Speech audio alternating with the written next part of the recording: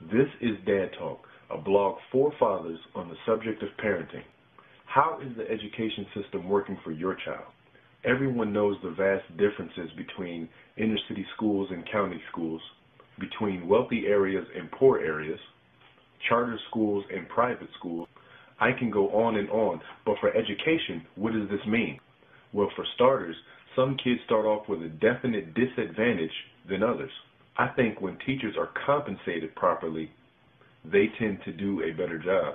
School is usually a place for mom. PTA boards and parent-teacher conferences. Where does Dad fit in on the subject of school? I wasn't raised with my father, so I have absolutely no experience on this subject. My mother did it all, which I'm sure is a regular occurrence now. What I do have experience with is me as a father going to see my children at school, me being one of a handful of fathers that do such things. I can see the impact in my children. My oldest son wants to show off how tall I am. My daughter is super shy and hates when I hug her in front of her friends. My youngest son loves to play with me and cries terribly when I have to leave the school. When I was young, the best thing I remember about dads in school was career day. Kids who had fathers would have their dads come in and basically show and tell, but with their jobs instead of toys. It was an all-day event because there were more fathers present. How would that look today? Out of 35 kids in the class, 4 dads would show up. Basically, dads are non-existent in schools now. There are thousands of variables anyone can use. If you have a day off,